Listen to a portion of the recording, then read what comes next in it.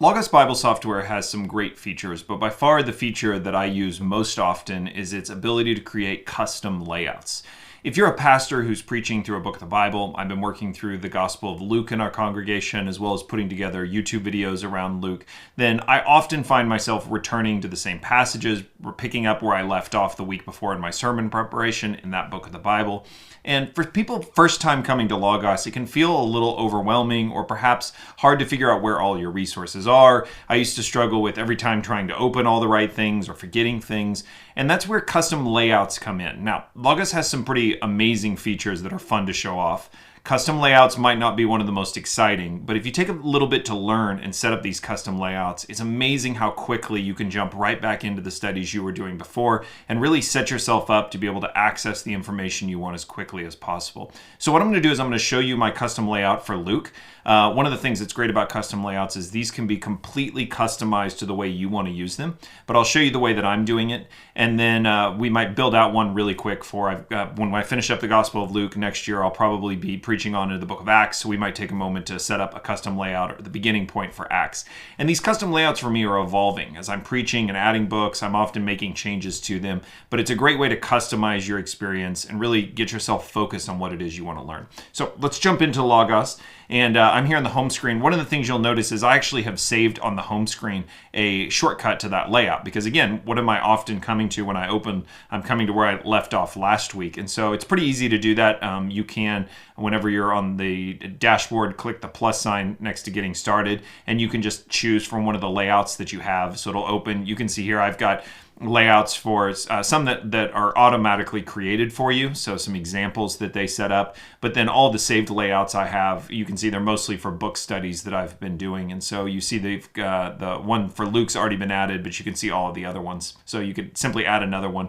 But for now, we're going to go ahead and just click on this. And just like that, Logos has opened to my custom layout. I want to walk you through what's going on here, because there's actually several things that are fairly complex, but are simple to set up once you know how. You'll notice on the right-hand side, I have my main Bible opened up, and you can actually really customize the appearance and the formatting. So if I come over to formatting, I've actually got mine set up where each verse is on its own line. I think that's helpful when I'm studying to be able to quickly find a specific passage. If you're just reading for enjoyment, that might become annoying, but here that helps quite a bit. And so you've got plenty of options. So again, I've checked this one verse per line. I can turn that on or off. You can actually remove verse numbers altogether if you wanted a different reading format. I can also go to View, and this is where I'll find the specific interlineary tools.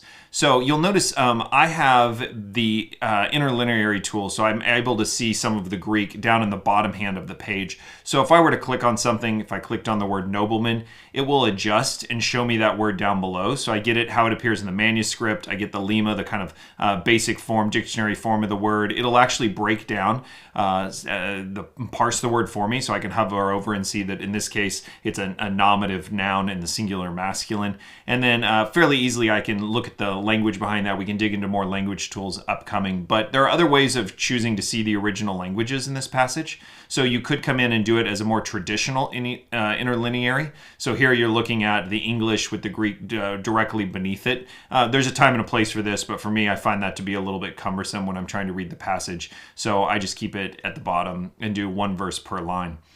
The next thing I have is one of the things that used to bother me about Logos was if I was reading a particular commentary, so here I've got one open we'll look at in a moment, and I would come to a scripture reference, so in this case Matthew 25:19, when I would click on that, it would open it in my Bible and I would lose the place that I had. So I actually have two Bibles set up here, you'll notice.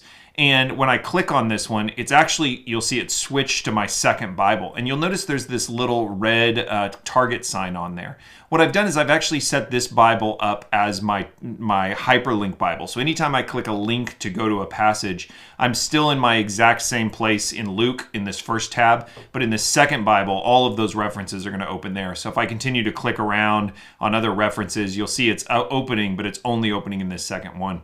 And I just do that, these three dots over here, if I right click, there's a checkbox for send hyperlinks here. So I just check that, and any link that I have will automatically open in this Bible, and it will keep the first Bible I have in the consistent same spot. That when I figured that out, that was huge. That saves me a lot of confusion moving around.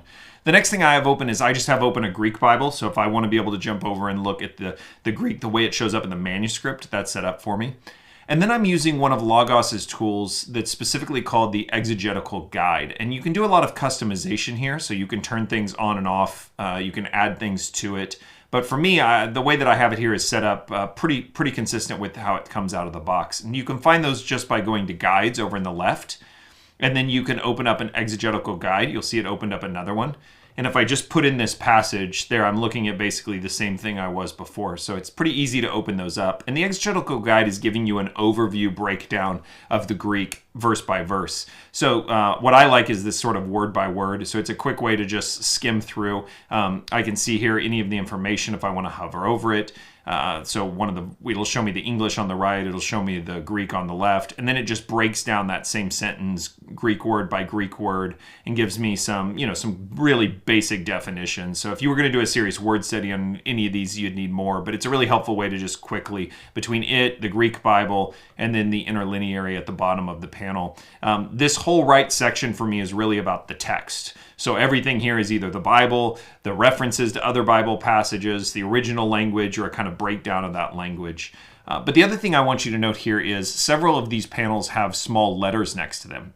So you'll notice in my main Bible, I have this letter A. This is what's called a link set. So I can link resources together. So you'll notice here I have it. I also have it on the Greek Bible and the Exegetical Guide. And then you'll notice across all of these commentary tools, I've been opening most of my commentaries on the left, they all have the A. What this does is it tells Logos that all of these should be synced to the same verse. So the top verse right here is verse 11. You'll notice in the commentary it's verse 11. If I open my Greek, it's verse 11.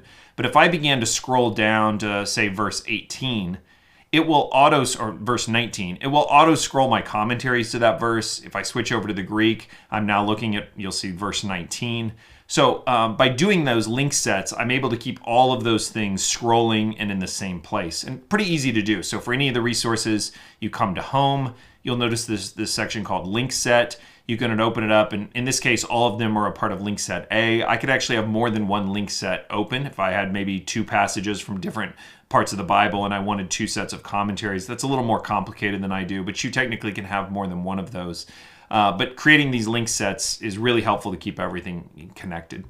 From there, I really just have on the left-hand side the commentaries, and I'm going to do a whole video at some point on deciding which commentaries, because for me, it's I don't tend to buy series of commentaries. I don't buy all of the New International Commentary series on the New Testament. I don't buy, all of a particular applicational commentary series. I try to, whenever I'm going into a book study, I try to identify what are the best books, the best commentaries on that book of the Bible. And there's some books I'll maybe show in the future that can help you do that. There's some great websites. There's a new book coming out in January that I'm waiting to get my hands on that are basically a catalog of commentaries and reviews for each individual volume. And so a big part for me of starting a new book studies is ahead of time trying to research, okay, what are the commentaries I'm going to want? And then I'm purchasing those commentaries in Logos. At times I might run to the library or the bookstore and find another commentary that I'm interested in, and I'll buy it, and then I just come in, search for it in my library. When I have it open, I click and drag it in, and I can add it to this custom layout and save it as well. But you'll notice here I have, in Luke, by the way, this is one of my favorites. This is David Garland's Zondervan's Exegetical Commentary series. I've been really, really impressed with his work in this particular Luke commentary. But some other familiar ones, the Baker, the New International Commentary, a Greek tool. And then you'll notice as you keep coming over, I can have other references open. So this particular book is a New Testament, basically look or glossary of places where rabbinic writings, whether the Mishnah or the Tosefta, the Talmud, show up. So again, I can link set it because it's based on those verses. And as I scroll, if there's any relevant rabbinical writings, it's going to show me those in as well. And then I also really like D.A. Carson and G.K. Beale have the commentary on the New Testament use of the Old Testament. So I link set this one so it stays with me as well. So as I'm scrolling, if there's an Old Testament allusion or if an Old Testament quotation is taking place, it makes it really easy for me to find those. And so this is how I'm working most Sundays. I'm coming in, I'm opening the layout. It opens to the place that I last was, and then I'm able to start reading the passage. I'm able to dig into the languages. I'm able to consult some of the commentaries. And Logos does have note-taking tools. I tend to like taking notes still in just Apple Notes. It's on my iPad, my phone, and my computer. So I usually have that open in another window. But this is kind of where I'm spending the bulk of my time. Again, I'll often jump off from here. There'll be times I'll open the library, or as we'll look at in the future, I'll consult a collection of books that I'll search. And it's very frequent for me. If you right-click on one of these words, you can do Bible word studies. So I can select the sort of lema of that word, the kind of basic version in the dictionary, and I can do a word study. We may get into this in the future in a future tutorial. So those will open. Often this will get really crowded with other resources, but it's really easy for me at any time when I'm done to hit close all. That's going to take me back. And then again, if I want to reopen, I just click my saved layout, and here I am back with everything sort of organized and cleaned up like I left off. So I hope that's helpful to be able to see how I'm using it. And I thought the next thing we do really quickly was just create a new one. So I'm going to close all, so we end up with just blank. And, if I was going to start from scratch, you could come in and open up a Bible. So I'm just going to open up, in this case, the ESV.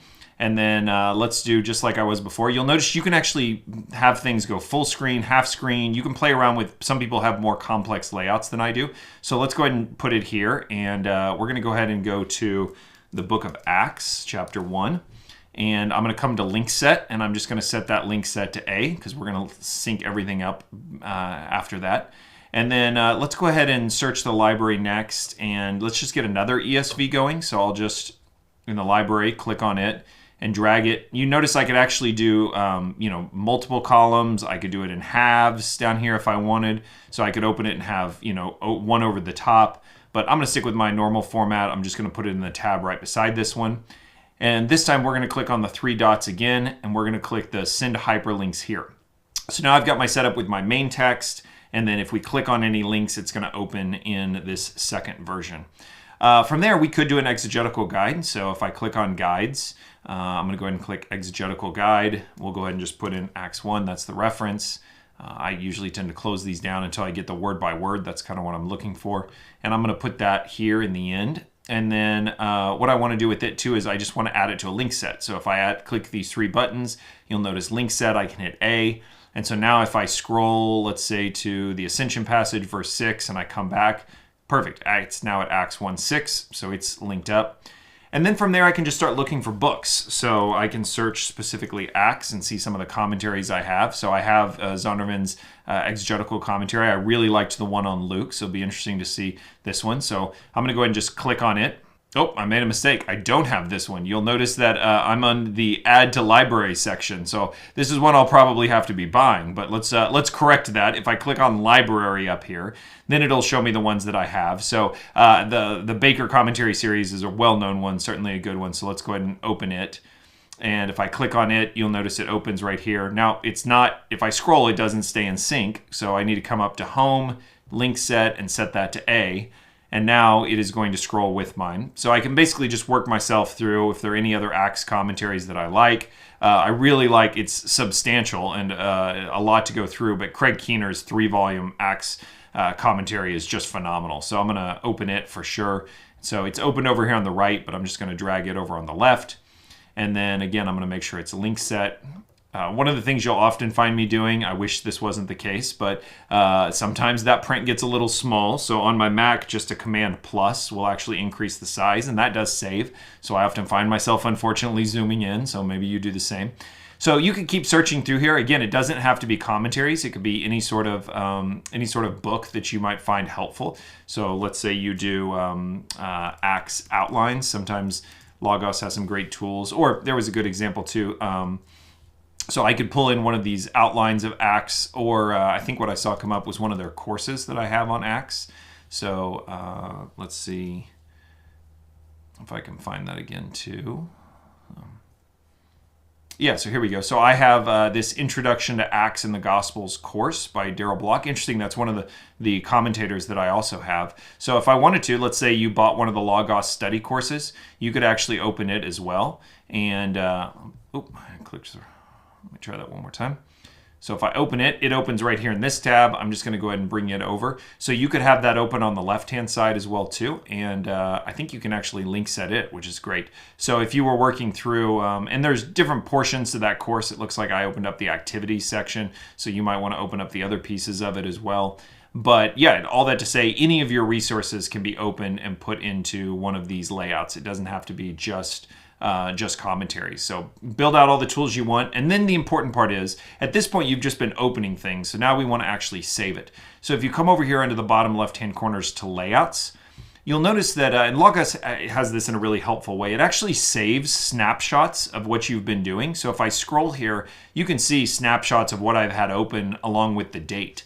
So, and some of these are even just back to today. So if I've closed previous sections and I think, oh, this was the one we were just doing the word study on, I want to get back to that, I can actually click and reopen it. But the other thing I can do, you'll notice here, is this is the one I have open right now. I can save it as a named layout. So Acts Study. I actually have two of these because I've done some Acts Study before, so this will be the second one. But that's saved that custom layout. And if you notice over here on the left, I now have Acts Study that is saved. So in the future, let's if I went to a different layout and wanted to come back, if we close it, again, we could add this in. So I could now come in here and say, I want to see my layouts. This Acts Study is now saved. It actually gives me a little preview of some of the books. And once again, if I click on that, it opens right to my study where we left off.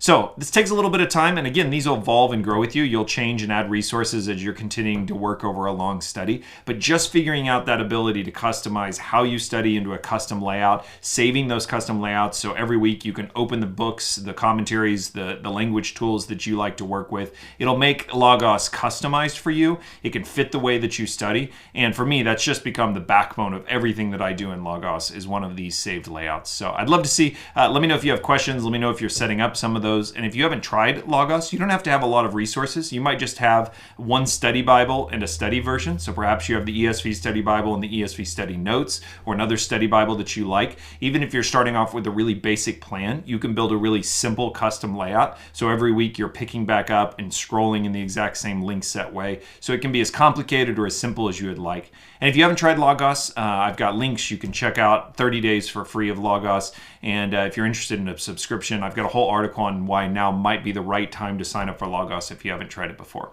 Got some more tutorials on Logos Bible software coming back, so make sure you're subscribed, and excited to show you some more of the features.